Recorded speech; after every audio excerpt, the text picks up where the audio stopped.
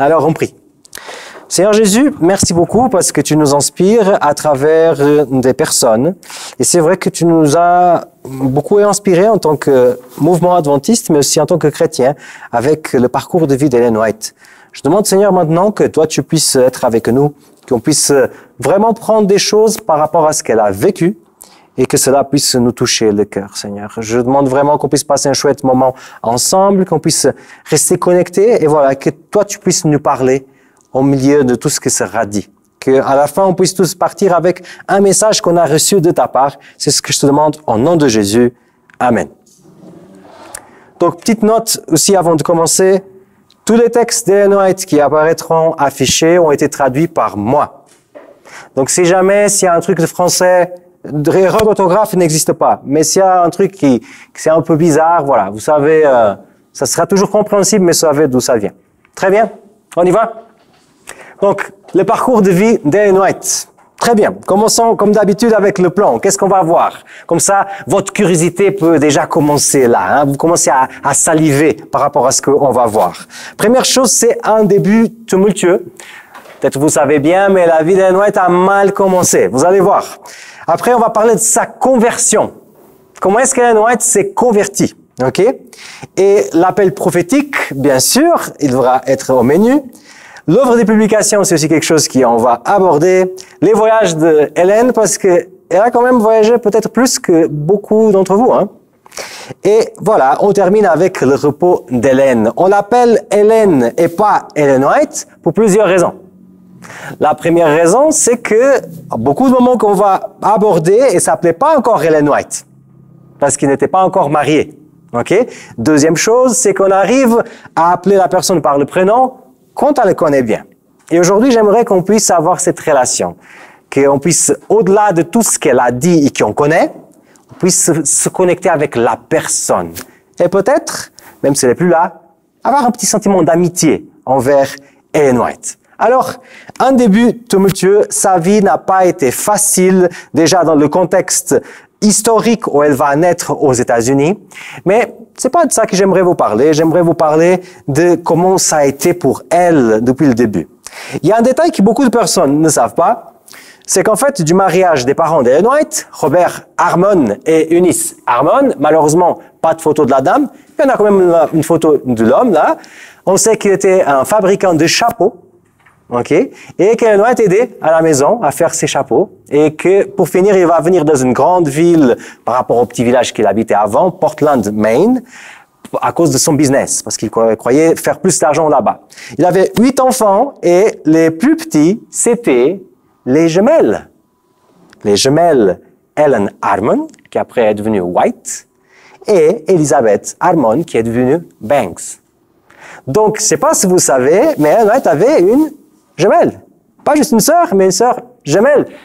Alors, j'aimerais vous dire qu'on pourrait imaginer cette famille comme la famille parfaite où le christianisme était fort et tout ça.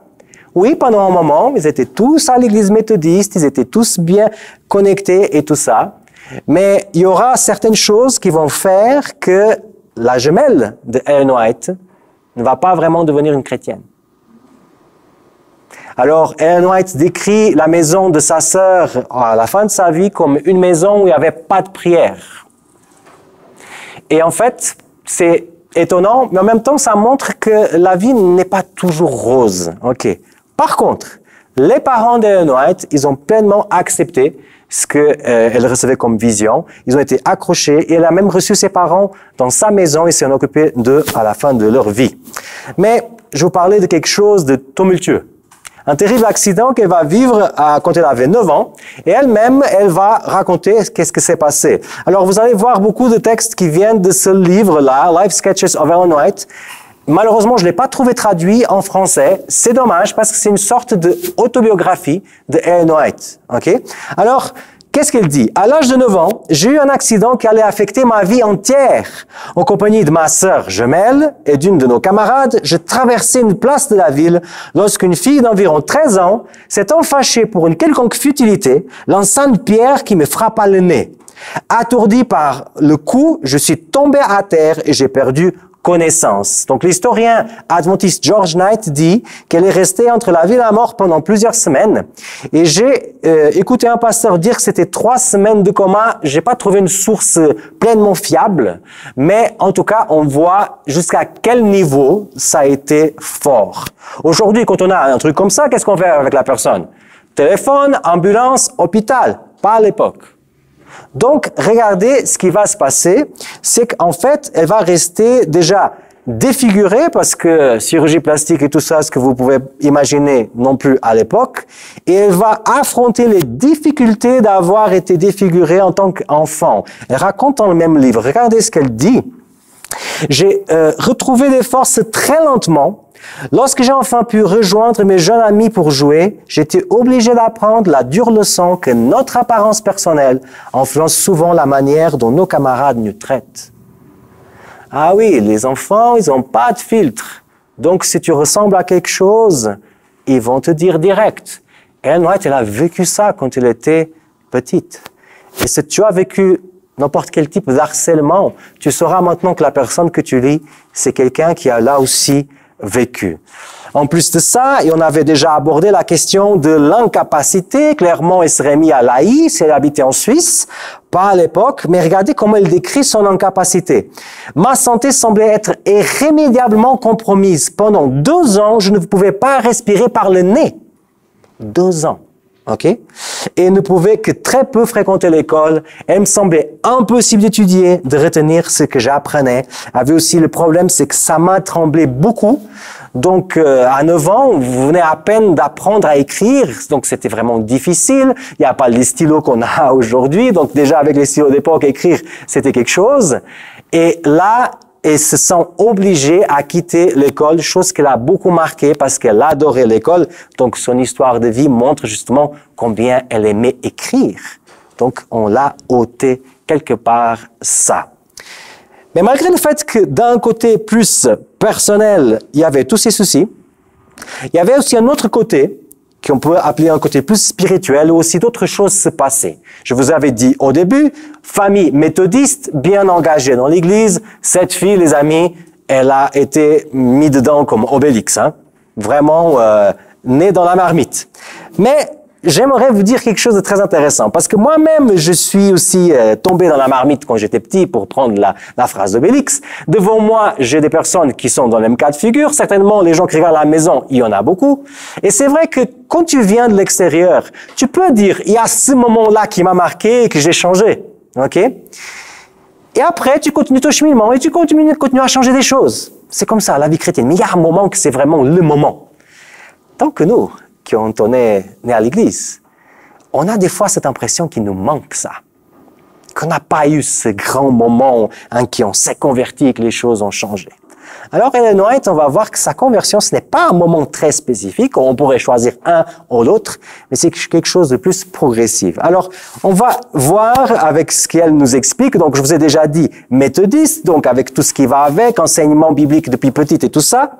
Mais il y a ce fameux Miller qui apparaît, qui commence à prêcher, commence à aller dans les villes, commence à faire vraiment quelque chose de très important en disant que Jésus allait venir en 1843. OK? C'est plus tard que ça viendra le 1844 et le 22 octobre. Mais avant, il disait l'année de 1843. Et c'est très intéressant de savoir qu'en fait, Ellen White va aller, en tant que gamine de 13 ans, va à ces conférences de Miller. Okay? Des fois, dans notre tête, on a l'impression qu'ils se connaissaient tous, ils étaient tous de la même âge. Non. Pas vraiment. Hein. Miller, c'était déjà quelqu'un d'un certain âge, et Ellen White était vraiment une gamine. Alors, regardez ce qu'elle raconte un peu, le sentiment qu'elle a eu lorsque Miller a fait un appel dans sa ville. Une terrible tristesse oppressait mon cœur. Je ne pouvais me rappeler de rien qui aurait dû me rendre triste. Pourtant, il me semblait que je n'étais pas suffisamment bonne pour entrer au ciel. Et désirer cela était trop demandé pour moi. Donc, je vous donne le cas de figure. Miller vient dans sa ville, il prêche, les gens ils sont vraiment « Waouh !» Ce que cet homme dit, c'est impressionnant. Elle aussi, même à 13 ans. Et à la fin, il fait un appel. Il se dit « Voilà, les gens qui veulent vraiment s'engager pour Dieu, levez-vous et venez ici devant. » Ellen White se lève pour cet appel. Elle vient devant. Et en fait, quand elle est devant, Bah, son sentiment de joie initiale se transforme en ça. Je suis pas digne, je suis pas digne, je suis pas digne. Beaucoup d'entre nous, peut-être, on a déjà senti ça. Hein? Le fait que moi, je suis allé trop loin, que mon péché est trop moche. Donc, je suis pas digne de faire certaines choses. Moi, en tant que pasteur, plein de personnes m'ont dit, ah non, non, non, cette chose que tu me demandes de faire, moi, je peux pas faire à l'église. Ça, c'est pour les gens qui comprennent bien la parole. Non, c'est pas pour moi. Et Ellen White passe par le même sentiment. En fait, il y avait deux choses qui l'a freiné véritablement. Une des choses, c'est que justement, elle se trouvait trop indigne devant Dieu, trop remplie de péché. La deuxième chose, c'est que justement, ce qu'on parlait au début, elle pensait que la conversion devrait passer par un truc d'extase, un truc vraiment de... Je me réveille et je me regarde, je me dis « Ah, mais je suis différent !» Et ça n'arrivait pas, ça. OK? Alors, sa conversion, il a bien sûr ce moment-là, mais c'est pas là qu'elle va se convertir. Ça sera plus tard, dans une assemblée méthodiste à Buxton. Donc, vous vous rappelez de l'assemblée qu'on a fait l'année passée à Marcus, ici en Suisse. Donc, c'est une tradition, une vieille tradition qui vient depuis les États-Unis, pas qu'adventiste, mais de beaucoup de religions, de faire des grands rassemblements avec tous les membres du pays, de la région, ça dépend, OK? Et les méthodistes avaient fait un grand rassemblement, et elle vient, elle a écouté, elle a aimé ce qui a été prêché et tout ça, mais ce qui va le toucher, et regardez ça les amis, ce qui va le toucher, ce n'est pas du tout la prédication. Nous aussi, adventistes, on pense que ça, c'est le truc. Parler devant, écouter un gars devant, c'est tout. Mais c'est pas du tout ça qui a fait le shift, qui a fait le changement chez Ellen White. Alors, regardons ce qui est écrit. Elle-même raconte. Ce n'est qu'en se connectant à Jésus par la foi que le pécheur devient fils de Dieu. Plein d'espoir et de croyance, ces paroles m'ont réconforté et m'ont donné une vision de ce que je devais faire pour être sauvé. J'ai alors commencé à voir plus clairement mon chemin et les ténèbres ont commencé à se dissiper. J'ai cherché ardemment le pardon de mes péchés et je me suis efforcé de me livrer entièrement au Seigneur. Cependant, mon esprit était souvent en grande détresse car je n'éprouvais pas l'extase spirituelle que je considérais comme la preuve de mon acceptation par Dieu et je n'osais pas croire que sans cela, j'étais converti. J'avais tellement besoin d'instructions sur la simplicité de la foi. Mais la chose que je voulais vous montrer, les amis, en fait, c'est comment elle va trouver Dieu. Ellen White va trouver Dieu dans une réponse à une prière. Dans la même assemblée méthodiste à Buxton, elle se met à prier avec des gens et regardez ce qui va se passer chez elle. Alors que je priais à genoux, soudainement mon fardeau me quitta et mon cœur s'allégea. D'abord, un sentiment d'alarme m'envahit. J'essayais de reprendre ma charge de détresse. Il me semblait que je n'avais pas le droit de me sentir joyeuse et heureuse. Mais Jésus me semblait très proche. Je me sentais capable de venir à lui avec tous mes chagrins, mes malheurs, mes épreuves, tout comme les nécessitaux venaient à lui pour trouver du soulagement lorsqu'il était sur terre. Il y avait une certitude dans mon cœur qui comprenait mes épreuves particulières et qu'il comptait à mon sort. Je ne pourrai jamais oublier cette précieuse assurance de la tendresse compatissante de Jésus envers quelqu'un d'aussi indigne de son attention. J'ai appris davantage sur le caractère divin en Christ en cette courte période, alors que j'étais incliné parmi les priants, que jamais auparavant. Une des mères d'Israël, petite parenthèse, c'est comme on appelle une maman de l'Église. Donc une maman qui n'est pas ma maman, mais qui appartient à la même Église que moi. Une des mères d'Israël vint à moi et dit, « Cher enfant, as-tu trouvé Jésus ?» J'allais répondre oui quand elle s'écria, « En effet, tu l'as trouvé. Sa paix est avec toi et je le vois sur ton visage. » Je suis toujours ému quand je lis ça. C'était tellement beau ce texte. Ellen White, elle a senti pour la première fois ce fardeau partir de sa vie et se sentir pleinement acceptée par Dieu, pleinement chrétienne, j'ai envie de dire, dans la prière, quand elle prie. Et ça, c'est vraiment quelque chose qui me touche beaucoup. Des fois, on n'a pas l'impression que la prière est autant importante ou qu'elle peut avoir autant de puissance. Alors bien sûr, après ça, elle décide de se faire baptiser. Ça, c'est la photo de l'endroit où elle a été baptisée, donc c'est à Portland. Et la date et l'âge qu'elle avait. 14 ans, c'est l'âge qu'elle m'a décidé pour se faire baptiser. Alors, on dirait peut-être que c'est trop tôt. J'aimerais juste vous dire quelque chose qui est très intéressant, c'est que les méthodistes, ils baptisent comme tu veux, en fait. Tu veux immersion, immersion. Tu veux les petites gouttes sur la tête, ils peuvent aussi faire. Un bébé, adulte, vieux, comme tu veux. C'est toi qui choisis. L'important, c'est qu'il y a l'eau. C'est l'idée des méthodistes, ok? Mais Ellen White, déjà à cette époque, avait lu la Bible. Il s'est dit, sur la Bible, j'ai l'impression que c'est plutôt par immersion que je vais me baptiser. Donc les copines disaient, mais non, tu vas tout mouiller comme ça. Mais elle dit, non, non, non, bibliquement, c'est ce que je vois, donc je veux faire ce qui est écrit sur la Bible. 14 ans, les amis. Impressionnant. Alors, il faut aussi dire que son parcours a été un parcours de haut et bas dans son adolescence. De temps en temps, ses sentiments d'indignité, ça les venait. Elle se sentait à nouveau écrasée par son péché. Des fois, elle avait aussi du mal à comprendre Dieu. C'est avec le temps qu'elle a compris que Dieu n'était pas un tyran. Il faut se dire qu'à l'époque, elle croyait aussi à l'enfer. Donc, le fait aussi qu'elle a compris que l'enfer n'existait pas, ça l'a beaucoup aidé aussi à voir Dieu d'une façon différente. Et malheureusement, elle et sa famille, en 1843, ils seront expulsés de l'église méthodiste parce qu'ils étaient adventistes. Alors, quand je dis adventiste, c'est pas adventiste du 7e jour, c'est les personnes qui suivaient Miller, qui croyaient que Jésus allait venir. Donc, comme ils prêchaient ça, comme ils disaient ça, ils ont été expulsés. Il y en a certains historiens qui pensent que c'est cet événement qui a trop touché sa sœur et qui a fait qu'elle a nié tout le christianisme à cause de ça.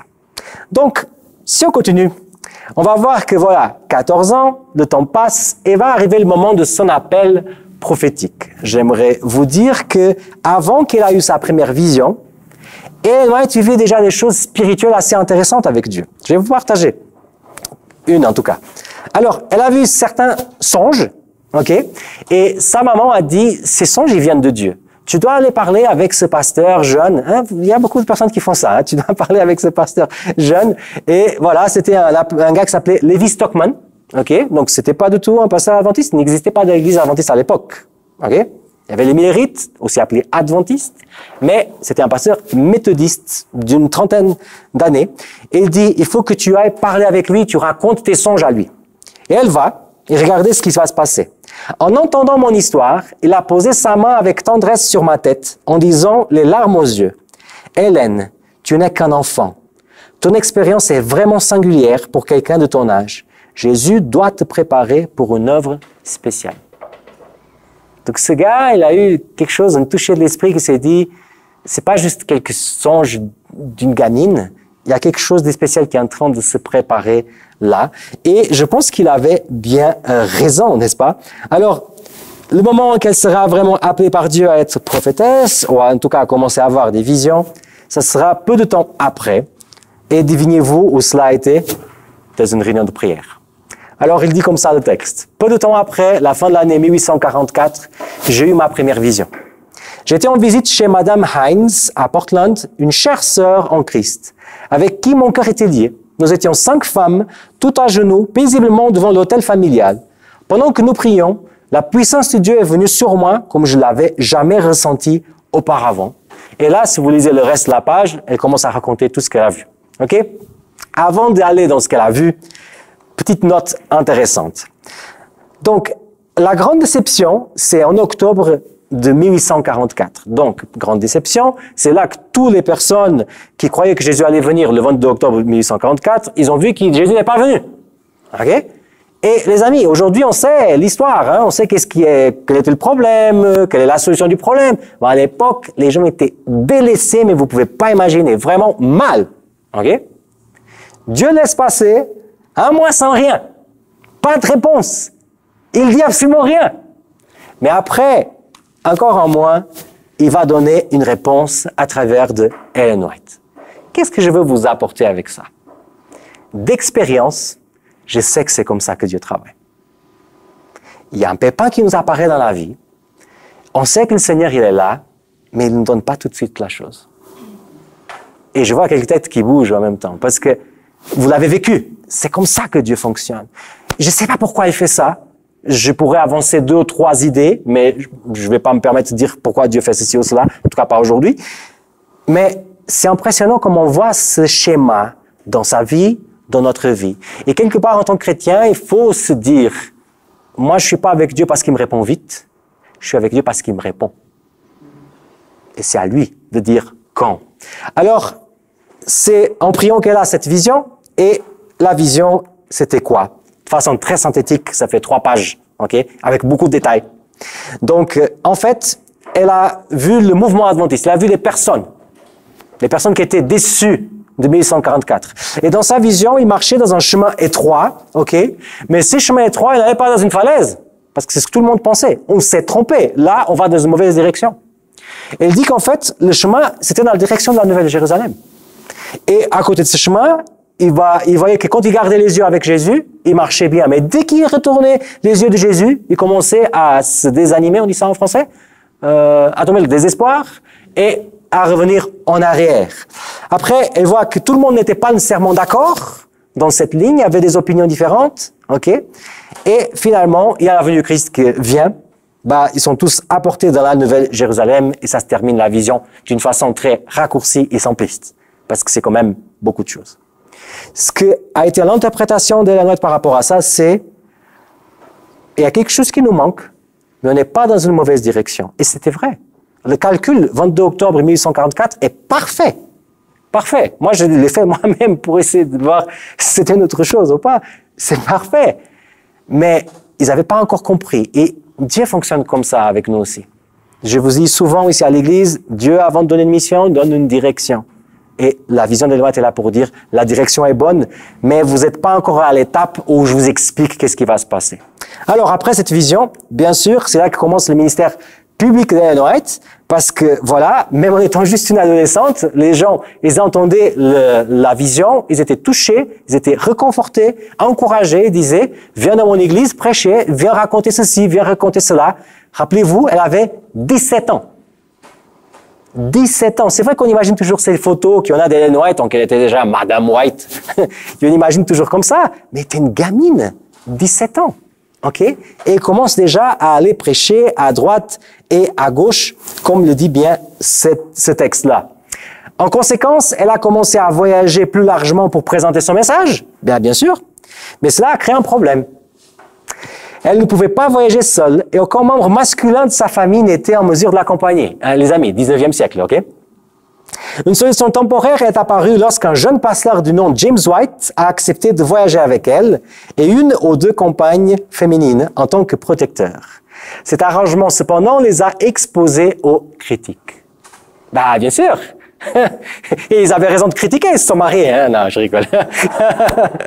Non. Vous voyez bien comme il y a quelque chose de très important à retenir. Tu peux pas servir Dieu sans être critiqué. Il faut pas aller chercher la critique. Il y en a certains qui croient qu'il faut chercher la critique. Et que la critique, c'est un peu le saut que je suis dans le bon chemin. Non, il faut pas chercher la critique. Il faut essayer d'être consensuel. OK? Mais c'est clair que quand tu commences à engager davantage envers Dieu, ils vont venir des critiques. Alors, Ellen White, au début, rapidement, elle a compris qu'elle devrait faire confiance en Dieu et pas dans les critiques. Mais c'est vrai qu'avec James White, ils ont discuté de ça. Alors, comment est-ce qu'on peut faire? Et ils ont décidé de se marier. C'est très rigolo quand on voit le texte dans lequel White explique comment c'était passé. Elle a un peu exprimé, oh écoute, il y a ce problème-là. Et lui répond, oui, on n'a qu'à se marier alors. Ok, on se marie. C'était un peu comme ça. Je suis pas sûr que je vous ai mis le texte, mais c'était un peu décidé comme ça. Donc Ellen White va l'épouser à l'âge de 18 ans. Et lui avait 25. Ok. Et c'est rigolo historiquement parce que James White, un an avant, disait, il faut pas se marier. Se marier, c'est une preuve que tu n'as pas de confiance en Dieu. Parce que, vous savez, à l'époque, ils attendaient encore que Jésus vienne très bientôt. Et se marier, ça donnait l'impression de « tu crois plus à la venue du Christ ». Okay? Donc, on voit aussi quelque chose d'intéressant, c'est que comme Dieu a pris des personnes assez jeunes, il pouvait aussi changer d'avis assez rapidement. Okay? À 25 ans, à 24, il se disait « non, se marier, c'est une chose du diable ». C'est un peu comme il disait, c'est une ruse du diable, c'est l'expression qu'il employait. Okay? Et un an après, elle se dit, bon, en fait, non. Donc, marions-nous, faisons la fête. Alors, le regard d'Ellen White envers son époux et après de James envers Ellen White. Comment est-ce qu'ils se voyaient l'un à l'autre? Parce qu'on peut regarder ce mariage et se dire, ouais, mais ce mariage, certainement, ça n'a pas bien marché parce que se marier comme ça, sur la pression des critiques, c'est peut-être pas une bonne idée. Alors, eh bien, après que nous ayons voyagé, je pense que c'est le texte où il va dire comment ils se sont mariés ou pas. Bon, on va voir. Après où nous ayons voyagé, je pense que cela a duré environ un an avant que James White en discute avec moi. Soit il devait partir et me laisser voyager avec ce que je voudrais, soit nous devions nous marier. Il a dit que quelque chose devrait être fait. Alors, nous nous sommes mariés. Et nous sommes mariés depuis.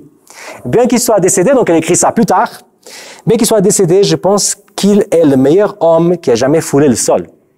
Ouais, les hommes de la salle, on serait content d'écouter un truc comme ça, hein, par rapport à nous, n'est-ce pas? Quoi qu'il puisse dire, il y a eu des propositions qui ne m'ont jamais ébranlé le moindrement, et je me lierai à aucune âme dans mon veuvage. Donc elle a décidé de rester veuve, même s'il y avait des prétendants. Et un petit manque de classe Ellen White, c'est qu'on sait même qui étaient ces personnes, parce qu'elle a écrit sur une lettre. Donc voilà. Maintenant, comment James voyait Ellen? Alors, il dit comme ça, « Nous nous sommes mariés le 30 août 1846, et depuis cette heure jusqu'à présent, elle a été ma couronne de joie. Je l'ai rencontrée pour la première fois dans la ville de Portland, dans l'État de Maine. Elle était alors une chrétienne du type le plus dévoué, c'est rigolo cette idée d'un type de chrétien.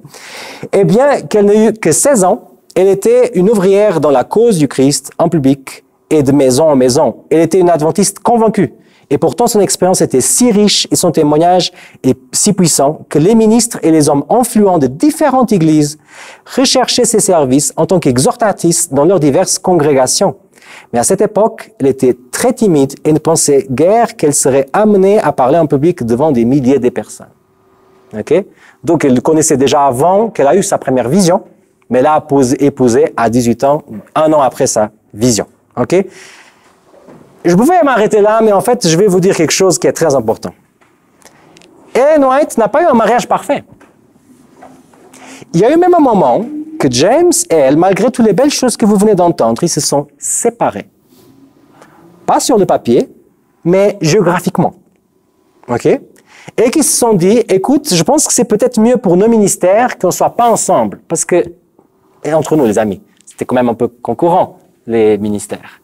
Et bien sûr que Satan, au bout d'un moment, aurait utilisé ça l'un contre l'autre.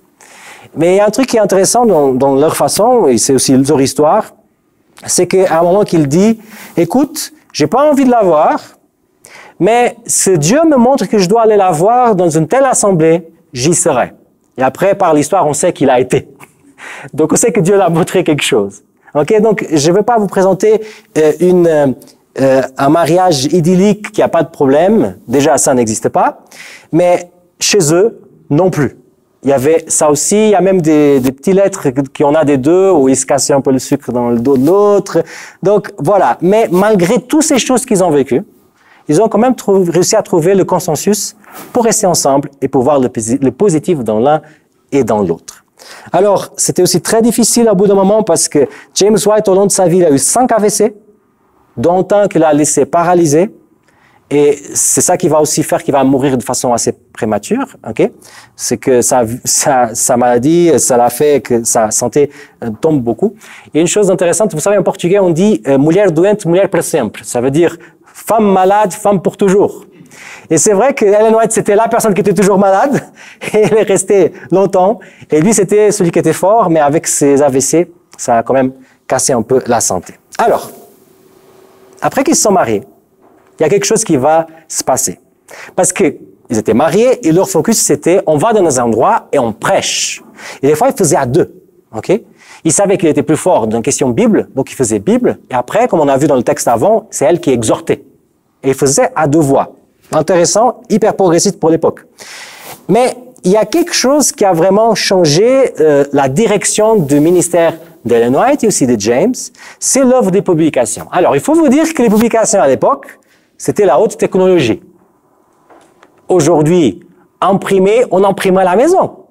Mais à l'époque, imprimer, c'est comme aujourd'hui, les médias, les caméras, les films, les vidéos et tout ça. C'était le truc vraiment, tu vois, on te donnait un journal, tu te disais, waouh, merci. Aujourd'hui, on a des journaux gratuits partout, on ne donne même pas la valeur, on est dans une autre société. Mais à l'époque, c'était un truc, waouh, je veux, donne-moi. OK? Alors, ça commence comment ça? Lors d'une réunion tenue à Dorchester, dans le Massachusetts, en novembre 1848, j'ai eu une vision de la proclamation du message du scellement plutôt, et du devoir des frères de publier la lumière qui brillait sur notre chemin. Après être sorti de la vision, j'ai dit à mon mari, j'ai un message pour toi. Tu dois commencer à imprimer un petit journal et à l'envoyer aux gens. Qu'il soit petit au début, mais au fur et à mesure que les gens liront, ils enverront des moyens pour imprimer et ça sera un succès dès le début. Il m'a été montré que ce petit commencement serait comme les flots de lumière qui feraient le tour du monde. À l'époque, c'est une proposition assez folle. Ok? J'ai vu des photos de la machine, la première machine qu'ils ont achetée déjà en tant qu'église adventiste. C'est une machine gigantesque, ça faisait la taille ici du milieu de la salle. Ok? Et ils étaient partis pour faire ça à la maison. C'est-à-dire pour avoir la machine à la maison et pour faire tout ça à la maison. Donc, vous imaginez la proposition. Alors, ils l'ont fait. Ils ont commencé, en fait, le YouTube de l'époque, c'était en fait les revues, donc les journaux. Le premier, c'est celui que vous voyez à gauche, The Present Truth, la vérité présente. Et rapidement, il y a d'autres qui sont venus juste après. Alors, je me suis amusé à lire ce qu'ils ont écrit sur ces trucs. C'est impressionnant. C'est impressionnant. Ce matin, j'étais à l'édition et je disais à l'école de savoir un truc qui n'est pas dans cet exposé, mais du coup, ça va rester dans cet exposé. C'est qu'en fait, aujourd'hui, quand tu donnes un livre à une personne, des fois, tu l'as même pas lu. Soyons honnêtes. T'as au moins fait ça une fois dans ta vie. Donc, au moins une fois, tu as donné un livre que tu n'avais pas lu. OK? Soyons honnêtes. OK? Moi aussi, dedans. Et en fait, à l'époque, leur façon de faire, ce n'est pas donner des livres ou des flyers. C'est qu'ils écrivaient leurs propres flyers, leurs propres journaux, et ils donnaient ce qu'ils avaient écrit. C'est pas le prêt-à-porter de quelqu'un d'autre que je trouve que c'est bien, c'est mon expérience avec Jésus que je partage avec toi. Et je pense que c'est ça aussi qui a fait la grande différence. C'était vraiment des amateurs qui écrivaient avec un langage amateur et qui disaient « Voilà pourquoi je crois, voilà pourquoi je vais dans cette église, parce qu'il y a ça, ça, ça, ça, ça. » Et quand tu allais voir la signature, c'était la personne qui te donnait le truc. OK? Alors, comment ça a été l'aventure d'imprimer? Regardez ça. Ça, je trouve juste délicieux, la quantité de détails qu'Ellen White décide de nous donner là. Nous avons loué une vieille maison pour 175 $ par an. Je ne suis pas allé calculer. Mais si vous aimeriez vous amuser à calculer, c'est rigolo d'avoir les prix. Parce qu'il y a beaucoup de prix là. Nous avons la presse dans la maison. Donc, la machine était dans la maison, OK? Sans cela, nous devrions payer 50 $ par an pour une salle de bureau. Vous souririez si vous pouviez nous voir et voir nos meubles. Nous avons acheté 2 vieux lits pour 25 centimes chacun. Mon mari m'a ramené 6 vieilles chaises, aucune se ressemble, pour lesquelles il a payé 1 $. Et bientôt, il m'a présenté 4 autres vieilles chaises sans assise, pour lesquelles il a payé 62 centimes. Les 4 sont solides et je refais des assises avec du tissu. Le beurre est si cher que nous ne l'achetons pas. Et nous ne pouvons pas non plus nous permettre des pommes de terre. Nous utilisons de la sauce à la place du beurre et des navettes à la place de la pomme de terre. Nos premiers repas ont été pris sur une planche posée sur 2 tonneaux de farine vide. Nous sommes prêts à endurer des privations si cela peut faire avancer l'œuvre de Dieu. Nous croyons que la main du Seigneur était dans notre venue à cet endroit. Il y a un grand champ de travail et peu de travailleurs. Le dernier sabbat, notre réunion a été excellente et le Seigneur nous a rafraîchis de sa présence.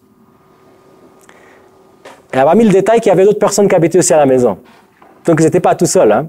Donc, ils se mettaient à plusieurs, bossaient 24/7 sans avoir de salaire parce qu'ils avaient compris un truc. Ils voulaient que tout le monde puisse entendre ce truc. Ça, j'ai un respect gigantesque. Il y a beaucoup de personnes, quand on montre des photos de l'histoire d'Ellen White et qu'on montre la belle villa qu'elle a en Californie, la villa où elle est décédée, qui se disent « Ah, mais Ellen White était vraiment une femme riche et tout ça ». Vous ne pouvez pas imaginer la pauvreté qu'ils ont passée dans les premières années. Là, vous avez déjà vu un petit peu. Je vous dis, ça, c'est rien. C'est rien.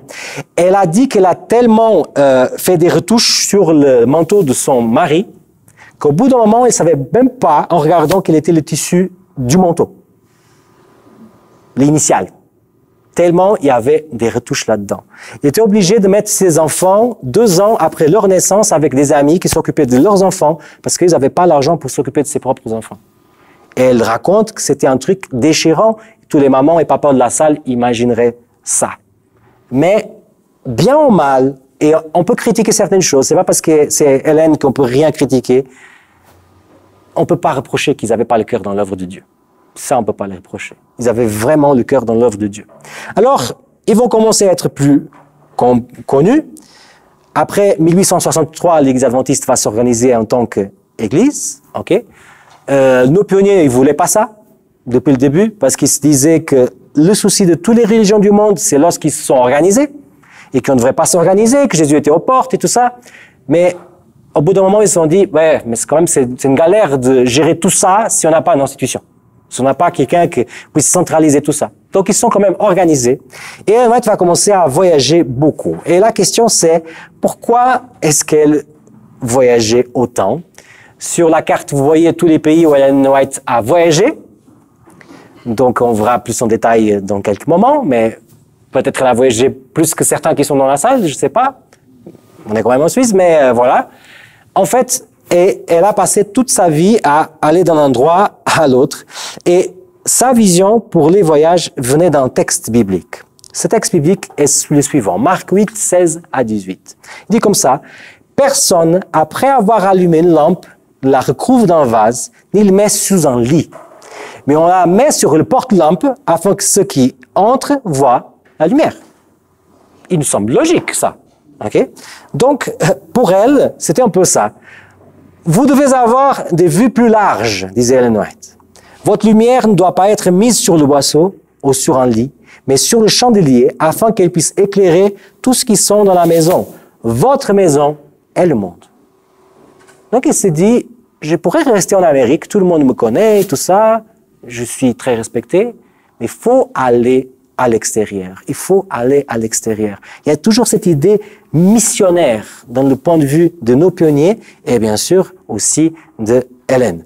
Alors, il faut aussi dire une chose, c'est qu'en fait, Ellen White avait un ministère surtout pour les adventistes. Elle a aussi parlé pour des personnes qui n'étaient pas adventistes, mais ce qu'elle a écrit, elle a surtout écrit pour des adventistes. Alors, pensez juste à ici un truc entre nous, petite parenthèse. Si Ellen White pourrait ressusciter et être ici dans la salle avec nous, et on raconterait que nous adventistes, la plupart du temps, on prend ces livres pour donner à des non-adventistes, et je suis sûr qu'elle vous dirait, ah, cool, bon, c'était pas mon but initial, mais ok, ça va, si vous trouvez que c'est bien. Parce que ce qu'elle avait écrit, elle pensait surtout à vous. Et c'est pour ça qu'il y a des choses qu'il n'y a que vous qui vous pouvez comprendre. Parce que si tu n'es pas adventiste, il y a beaucoup de choses qui te passent quand même un peu à côté. Après, ça ne veut pas dire qu'elle n'a pas écrit aussi pour des personnes de l'extérieur, qu'elle n'a pas travaillé pour des personnes extérieures. Ah oui, ça elle a travaillé constamment. Mais surtout, ce qu'elle a écrit, c'était pour des chrétiens engagés. On dirait comme ça. OK? Alors, aux États-Unis et en Amérique, elle a été surtout prédicatrice, conférencière, auteure et visionnaire. J'ajoute visionnaire parce que Ellen White, c'était la personne que des fois, après avoir reçu une vision, disait, les amis, je pense qu'il faut plutôt faire comme ça. Si vous allez à Loma Linda, donc l'université adventiste qui se trouve en Amérique, en Californie, il y a une sculpture qui vient d'être inaugurée avec Ellen White et son fils. Et la sculpture s'appelle « This is the place ». Ça, c'est l'endroit. OK? Parce que selon ce qui nous est raconté, en fait, Ellen White était là lorsqu'il cherchait un terrain pour faire l'hôpital, le sanatorium d'abord de Loma Linda, qui après est devenu hôpital, qu'après, une université s'est greffée autour. Et ils n'arrivaient pas à trouver le bon endroit pour le faire. Et à un moment, il est arrivé dans ce terrain-là, il s'est dit, this is the place, ça c'est l'endroit. Et ils ont acheté, et vous pouvez voir le truc jusqu'à aujourd'hui parce que ça a vraiment bien marché. D'ailleurs, Loma Linda appartient aux zones bleues. Est-ce que vous savez qu'est-ce que c'est les zones bleues? Ce sont des endroits dans le monde où il existe des communautés où les personnes vivent plus que la moyenne. Loma Linda, c'est un endroit zone bleue, c'est-à-dire que les personnes qui habitent là-bas, ils vivent étonnamment au pas plus que la moyenne. Et la réponse, c'est parce que les personnes là-bas, ils vivent vraiment ce qui a été donné par Ellen White. Donc les questions de repos, les questions de végétarisme, de sport, toutes ces choses-là. OK? Alors, je ferme ma parenthèse, on avance pour l'Europe, c'est peut-être ce qui nous intéresse le plus parce qu'elle a été chez nous, hein. Elle a été chez vous, hein. Il y a beaucoup dans la salle qui a été dans vos petits pays, hein. Alors, elle arrive en Europe avec 58 ans, 1885, c'est l'année qu'elle arrive en Europe. Et où est-ce qu'elle va siéger? Parce qu'elle a quand même été dans plusieurs pays, mais il y a un pays que c'était quand même sa maison en Europe, c'est la Suisse. Cette photo a été prise à Bâle, ok? Et elle est avec 224 adventistes de 10 églises et ils sont retrouvés à Bâle. Et ça, c'est le 15 septembre 1885. Et Ellen White se trouve là si vous la cherchez sur la photo, ok? Très bien. Alors, pour moi, c'était très réconfortant de voir qu'Ellen White a écrit beaucoup de choses par rapport à ce qu'elle a vécu quand elle a été ici en Suisse. Et étonnez-vous, elle part de Lausanne. Elle a été à Lausanne et elle parle pas mal de Lausanne. J'étais étonné. J'ai sélectionné quelque chose à vous montrer. Alors, déjà, regardez ça. Après un voyage époustouflant à travers des Alpes, elle n'était pas habituée, la pauvre, hein? Nous sommes habitués, hein, mais quand elle a vu les Alpes, elle s'est dit « Waouh, mais ça c'est impressionnant !» Le train d'Ellen White arriva à Genève jeudi soir, sous une pluie battante. À la gare, la famille Bordeaux attendait le groupe en provenance d'Italie. Bientôt, les voyageurs furent confortablement installés dans la maison accueillante de Bordeaux. Le lendemain, Ellen White passa une grande partie de la journée à écrire. Et ce soir-là, après le coucher de soleil, elle s'adressa à un petit groupe de personnes intéressées chez les Bordeaux. Le matin du sabbat, elle prit le train pour Lausanne et se rendit directement dans la salle où se déroulaient les services du sabbat. Bordeaux traduisait son message en français, tandis que Conradi le rendait en allemand. Là, Conradi avait au moins 20 personnes qui avaient accepté le sabbat. Ça fait rigolo d'imaginer Ellen White qui prend son train à Genève et qui vient à Lausanne et qui sort de la gare dans ces rues qu'on connaît tous tellement bien et qui vient donner le message en anglais à des Suisses qui ne comprenaient pas l'anglais et la Suisse allemande qui a été aussi là. Ok? Encore quelque chose par rapport à Lausanne. On y va? Regardez. Nous sommes rentrés il y a quelques jours d'une tournée en Italie et notre route de retour est passée par Genève et Lausanne. Dans cette dernière ville, les efforts du frère Baudot en français ainsi que des frères Herzenberger et Conradi en allemand ont amené environ 20 personnes à accepter la vérité. Il faut des efforts bien plus grands pour intéresser les gens à la vérité ici qu'en Amérique. Intéressant, hein? Ellen White disait déjà, ouh, ici c'est pas comme chez moi, hein? Chez moi, on prêche et tout le monde se lève, mais ici, et nous, on regarde aujourd'hui 20 personnes, mais bravo! C'est encore empiré. C'est très intéressant. Alors, elle a voyagé beaucoup en Europe, conférencière surtout, invitée à prêcher dans les églises, ou alors pour des grands rassemblements. Elle a encouragé beaucoup de personnes. C'est en Europe qu'elle a écrit la tragédie des siècles. C'est pas aux États-Unis. Bien sûr, avec autant d'inspiration autour d'elle. C'est là elle a entendu parler de la réforme et tout ça, donc c'est clairement qu'elle a pris l'inspiration là-dedans. Elle a été dans ces pays-là, donc elle a même été chez toi, en Italie. Donc, France, Italie, Allemagne, Norvège, Suède, Danemark, Angleterre, c'est les pays qu'elle a visités pour être justement avec des communautés. Des fois, elle était dans des tout petites communautés. Petite parenthèse. J'ai juste commencé à chercher ça. Mais en fait, en Suisse, elle a prêché à Genève, à Lausanne, à Tramelan, bien sûr, mais aussi à la Chaux-de-Fonds, à Bienne. Elle a été dans tous ces endroits que pour nous, on connaît les églises, on connaît des personnes là-bas. C'est un truc que ça me dépassait un peu. Alors, plus tard, elle ira aussi en Australie, à 64 ans. Elle s'est posé la question et a dit à Dieu, est-ce que tu veux vraiment que j'aille? Est-ce que c'est vraiment ta volonté? Et voilà, elle est quand même partie, elle est restée 2 ans là-bas. Alors, une des choses qu'elle a fait, c'est l'établissement de l'université de Avondale qui existe jusqu'à aujourd'hui. À nouveau, une histoire très semblable à Loma Linda. Le terrain, il cherchait avec certaines caractéristiques spécifiques. Parce que ce qu'il voulait faire à Avondale, c'était une école ferme. Un concept très adventiste de l'époque, qui est resté jusqu'à très tard. Les pasteurs que j'ai eus au Portugal, ils ont encore trouvé Collonges à peu près dans le même dynamisme. C'est quoi l'école ferme? C'est-à-dire qu'on a une grande ferme avec une école et les étudiants travaillent dans la ferme. Et ce que tu manges à la cafétéria vient des choses qu'on plante et des animaux qu'on a et tout ça. Ok? Et quand ils étaient en Australie et ils trouvent un terrain, tous les Australiens disaient, mais c'est une bêtise ce terrain parce que ce terrain, la terre n'est pas bonne. Et Ellen White reçoit une vision en quoi Dieu le dit, prends, la terre est bonne. Et contre toutes les évidences, ils ont pris ce terrain et Dieu ne se trompe pas, c'était le bon terrain. Ça a bien fonctionné. Bien sûr, aujourd'hui, l'université a changé parce qu'on n'a plus ce modèle d'université ferme, mais ça a bien marché pendant des années. Et l'école est encore là jusqu'à aujourd'hui. Dernier chapitre, c'est le repos d'Hélène. Petite photo là, donc on la voit toute bien habillée dans une assemblée d'église avec un très beau chapeau, critiqué par certains. Alors, on va voir comment est-ce qu'elle va terminer sa vie. OK? Et je trouve ça quand même déjà délicieux d'un côté parce qu'Ellen White a eu la mort qu'on aimerait tous avoir. Donc, dans son lit, dans sa maison, entourée de ses amis, de sa famille. C'est comme ça qu'elle va s'endormir. OK? Et il y a aussi quelque chose de très intéressant qui a été écrit par son secrétaire et son fils. Donc, vous voyez que le livre est toujours le même, mais c'est comme le livre d'Hétéronome. Le livre d'Hétéronome a été écrit par Moïse, mais à la fin, on raconte l'histoire de la mort de Moïse. Donc, est-ce qu'il a écrit après la mort? Non, il n'a pas écrit après la mort. Mais quelqu'un a dû compléter cette partie. Ce n'est pas grave. Donc, dans le livre Life Sketches, la fin, ça a été écrit par son fils, parce que justement, ça raconte la mort d'Ellen White. Qu'est-ce qu'on nous a écrit? Pendant plusieurs jours avant sa mort, elle était inconsciente, la plupart du temps. Et vers la fin, elle semblait avoir perdu la faculté de parler et d'entendre. Les dernières paroles qu'elle a adressées à son fils furent « Je sais en qui j'ai cru. Dieu est amour. Il donne du repos à ceux qu'il aime. » Pour eux, la longue nuit d'attente jusqu'au matin de la résurrection n'est qu'un moment. Et même pour ceux qui restent, le temps d'attente ne sera pas long car Jésus revient bientôt pour rassembler chez eux ceux qu'il aime. Comme notre sœur bien-aimée l'a elle-même déclaré à ceux qui entouraient un jour de sabbat pendant sa maladie, nous serons tous bientôt chez nous maintenant. Donc, son fils, quand il écrivait, il croyait que Jésus allait venir pour son temps. C'est comme ça qu'on doit vivre. Ça ne veut pas dire que Dieu va faire comme on veut, mais on doit vivre avec cette espérance.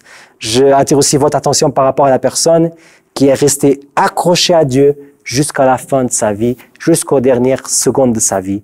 Et donc, elle n'a pas eu une vie parfaite.